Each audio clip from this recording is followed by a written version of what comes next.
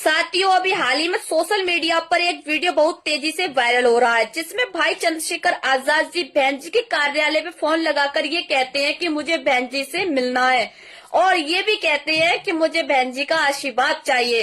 अब आशीर्वाद का क्या मतलब है, ये तो आप सभी लोग अच्छे से समझ रहे होंगे। साथियों, कुछ समय पहले जो राजस्थान में चुनाव हुआ था, जिसमें भाई चंद्रशेखर आजाद जी ने हनुमान बेनीवाल से गठबंधन किया, वो हनुमान बेनीवाल जो आरक्षण विरोधी था। साथियों, भाई चंद्रशेखर आजाद जी ने कुछ सीटों पर चुनाव लड़ा, चाहते तो वो अदर सीटों पर बहन जी का भी समर्थन दे सकते थे, पर उन्होंने ऐसा नहीं किया। अब बात करूंगी हरियाणा की, जहां भाई चंद्रशेखर आजाद जी ने दुष्यंत चौटाला जी के साथ गठबंधन किया। वो दुष्यंत चौटाला जी जो पिछले चुनाव में बीजेपी सरकार का सहयोगी था। साथियों, जहां चंद्रशेखर भाई ने जो चुनाव लड़े थे कुछ सीटों पर, वो चाहते तो अदर सीटों पर भी बहन जी का समर्थन दे सकते थे, पर उन्होंने ऐसा नहीं किया।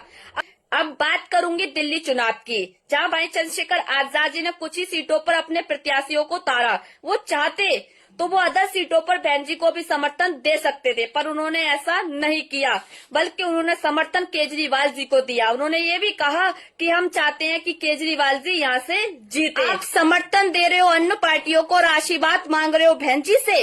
मैं कहती हूँ, अगर बहन जी की जगह कोई और भी होगा तो वो भी आपको आशीर्वाद नहीं देगा।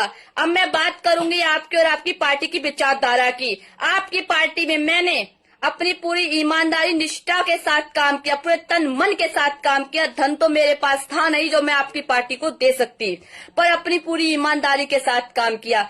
इस बात को बच्चा बच्चा गवाह है। हर कोई ये कह सकता है कि एकता सिंह ने भीम आर्मी और चंद्रशेखर भाई के लिए पूरी ईमानदारी के साथ काम किया। मैं आपकी पार्टी के लिए राजस्थान, हरियाणा, दिल्ली, यहाँ तक कि नगीना भी मैं आपके प्रचार करने के लिए गई।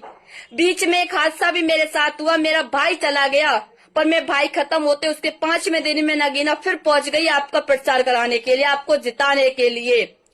पर मुझे मिला क्या?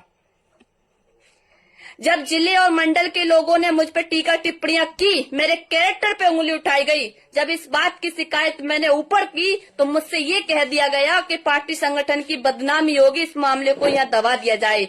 तो मैंने भी ये सोच लिया था कि हमारी पार्टी के कुछ लोग गंदे हो सकते हैं, पर हमारी पूरी पार्टी गंदी नहीं है। इस बात को सोचते हुए मैं चुप हो गई, पर फिर भी मेरे ऊपर टीका टिप्पणियां बंद नहीं हुई। इसलिए मैंने राष्ट्रीय लेवल, प्रदेश लेवल, जिले, मंडल सबसे मैंने यही कहा कि मुझे जिम्मेदारी दी जाए, जिससे कि मेरे ऊपर जो टीका टिप्पणियां हो रही हैं वो नहीं होंगी।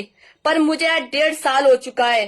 1.5 साल से बस मैं एक ही बात बोल रही हूँ अपने राष्ट्रीय लेवल के नेताओं से कि मुझे जिम्मेदारी दी जाए, पर अभी तक मुझे जिम्मेदारी नहीं दी गई। मैं पूछना चाहती हूँ कि एक लड़की जो आपके लिए पूरी ईमानदारी से काम कर रही है, उसको जिम्मेदारी देने में ऐसी क्या आपत्ति आ गई आपको?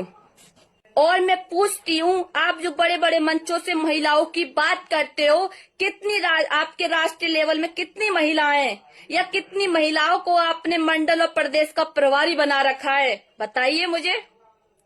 पर अब मैं कहती हूँ कि अब मुझे किसी पार्टी संगठन की जरूरत नहीं है। मैं बाबा साहब की वो शेरनी हूँ। मैं अपने आप में वो दम रखती हूँ कि जो मैं अपने महापुरुषों की विचारधारा अपने लोगों तक मैं अपने बलबूते पर पहुँचा सकती हूँ। अब मैं जमीन स्तर से अपने और अपने भाइयों का साथ लेकर जन जन तक विचारधाराओं को बाबा साहब की पहुँचाने का काम करूंगी। मुझे किसी पार्टी संगठन की जरूरत नहीं है। और मैं अपने सभी भाइयों से ये भी कहूंगी कि आप समर्थक बनिए, अंधभक्त मत बनिए। और हाँ, मुझे ये भी पता है कि आप कुछ भाई बंद मुझे गलत बोलेंगे, मुझ पर टीका टिप्पणियां करेंगे, तो मैं कहती हूँ वक्त सभी का आता है। आज वक्त मेरा आया है तो आने वाला समय भी आपका हो सकता है। इसलिए समझदार बनिए, अंधभक्त किसी के मत बनिए। जय